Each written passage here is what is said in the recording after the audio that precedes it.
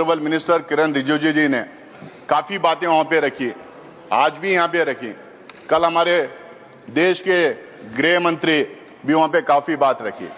उन्होंने कहा कि ये बिल 2025 का नहीं आता अगर 1995 का एक्ट और 2013 के अमेंडमेंट्स नहीं आते। मैं आपके माध्यम से पूरे देशवासियों को ये बताना चाहता हूं, जब 1995 में ये बिल आई थी और 2013 में जब ये अमेंडमेंट्स आए थे, जो आज भारतीय जनता पार्टी ये क्लेम कर रही है कि कांग्रेस पार्टी ने ये ड्रैकोनियन लॉस लाई थी, कांग्रेस पार्टी ने एक कम्युनिटी को अपीज करने के लिए लाई थी, ये कॉन्स्टिट्यूशन से परे है। ये जो आज बड़ी बड़ी बात ये कर रहे हैं और इसका बेसिस बनाए आज के बिल का, मैं इनसे पूछना चाहता हूं कि 1995 में आप क्यों इस बिल का समर्थन किए थे? 1995 में अद्वानी साहब यहां पे थे, मुरली मनोहर जोशी जी थे, सुषमा स्वराज जी थे, अरुण जेटली जी थे, राजनाथ सिंह जी थे, सारे के सारे कंसेंसस के साथ 1995 का वक्फ बिल पास किया था। 2013 में जब ये अमेंडमेंट्स आए थे, जब भी कंसेंसस से पास किया गया था। 1995 में लोकसभा में भारतीय जनता पार्टी की तरफ से बंडारू दत्तात्रेय जी ने अपनी बात रखी थी और राज्यसभा में सिकंदर बख्श जी ने अपनी बात रखी थी। अपनी बात रखने के टाइम पे दोनों भी इस बिल का पूरा समर्थन किया था।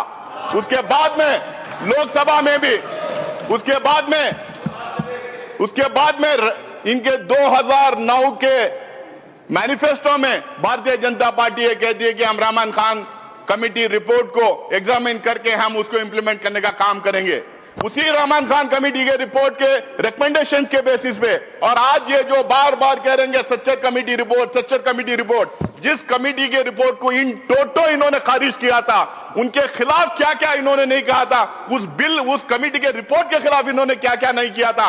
हम लोगों ने रहमान खान कमेटी रिपोर्ट और सच्चर कमेटी की रिपोर्ट के आधार पर जब 2013 में अमेंडमेंट्स लाए थे, उस टाइम पे इनके तरफ से लोकसभा में शाहनवाज हुसैन जी, राज्यसभा में मुख्तार अब्बास नकवी जी अपनी बात रखते हुए उन 2013 के अमेंडमेंट को पूरी तरह से सपोर्ट किया था। मैं इन लोगों से पूछना चाहता हूं, अगर ये ड्रैकोनियन लॉ था, अगर ये किसी एक कम्युनिटी को अपीज करने का मामला था, अगर ये कॉन्स्टिट्यूशन के परे थे, तो आपने क्यों सपोर्ट किया था? क्यों कंसेंसस के साथ आपने ये बिल पास करने दिया था? आप 2013 के बाद सर 2014 में ये लोग सरकार में आ गए। 2014 से 2024 तक इनको समझ में नहीं आया कि ये ड्रैकोनियन लॉ है। इनको ये समझ में नहीं आया कि कम्युनिटी को अपीज करने के लिए लाया गया है। 2024 में फिर ये बिल इनको 2024 में इनको याद आ गया, वक्फ बोर्ड ड्रैकोनियन लॉ है, कम्युनिटी को अपीज कर रहे हैं। 2024 में याद आया। क्यों 2024 में याद आया? 10 साल क्यों आपको याद नहीं आया? 2024 में इसलिए याद आया क्योंकि 400 का नारा इनको दिए थे, 240 में निपट गए थे। इनको बिल्कुल मेजॉरिटी नहीं मिली थी। इनको अब समझ में नहीं आ रहा कैसे अपना वोट बैंक बढ़ाएं। इनको यह समझ में नहीं आ रहा कौन सा मुद्दा उछालें, तो इन्होंने वक्फ बोर्ड को लेके आया, इस एक्ट को लेके आके कम्युनल पोलराइजेशन करने का काम कर रहे हैं। आप कह रहे हैं कि हम अपीज कर रहे हैं, आप पोलराइज करना चाह रहे हैं। पूरे देश को, पूरी दुनिया को पता है पोलराइजेशन देश में होता है तो किसका फायदा होता है करके। कौन पोलराइज करता है, कौन धर्म की राजनीति करता है, कौन किसी एक कम्युनिटी को विलन बना के उसके खिलाफ में एक नैरेटिव बिल्डअप करने का काम करता है। और ये पूरी बिल मैं दावे के साथ कह सकता हूं और पूरे में तत्व के साथ, लॉजिक के साथ यहां पे अपनी बात रखूंगा, ये बिल टोटली फॉल्सिटी पे है, ये मिस इन्फॉर्मेशन कैंपेन पे है। एक नैरेटिव बिल्डअप करने की पिछले 4 महीने से 6 महीने से कोशिश की गई है। इसमें सिर्फ ये नहीं, पूरा गोदी मीडिया लग गया इनके सपोर्ट में। इनका जो फेक फैक्ट्री है, बीजेपी की जो आईटी सेल है, पूरी लग गई ये कह रही मिस इन्फॉर्मेशन फैलाने में। मैं इनके सारे जितने ये मैं भी जो बात किया मैं आपके सामने यहाँ टेबल पे रखता हूं सर। आप कह रहे हैं, आप रिजिजू कह रहे हैं कि हम ट्रांसपेरेंसी लाएंगे, गरीब को मदद करेंगे, हम वक्फ बोर्ड को ताकत देंगे, हम वक्फ बोर्ड को शक्ति देंगे। भैया आप 10 साल पावर में थे, क्या किए? आज वेबसाइट निकाल के देखेंगे, सेंट्रल वक्फ काउंसिल की जो बात कर रहे हैं, सिर्फ किरण रिजिजू जी का नाम नजर आएगा। काउंसिल नहीं है उसके अंदर, काउंसिल नहीं है उसके अंदर। और जो बजट अलोकेट होता था वक्फ काउंसिल के लिए, वो भी नहीं दिया गया।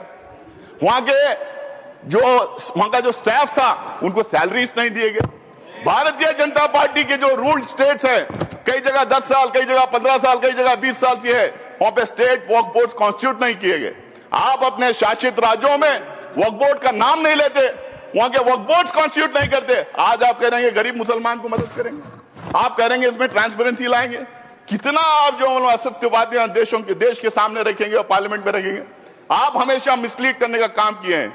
हर एक चीज जो ये बोल रहे हैं, इसमें ये सत्य से दूर है और देश को गुमराह करने के लिए, मिसलीड करने के लिए ये बातें यहां पे कर रहे हैं। सर, किरण रिजिजू जेपीसी की बात की, कल जगदम्बिका पाल साहब जेपीसी की बात की, बहुत सारे भारतीय जनता पार्टी के नेताओं ने जेपीसी की बात की। जेपीसी गठित हुई, आप लोगों ने मुझे भी सदस्य बनाया था, मौका दिया था वहां पे काम करने का। पहले जब शुरू हुआ, स्टेक होल्डर्स आने लगे, एक्सपर्ट्स आने लगे, एकेडमिशियंस आने लगे, तो उसमें 97-98% लोग आके बिल के खिलाफ बात रखे। उन्होंने तर्क दिया, उन्होंने रीजंस दिया।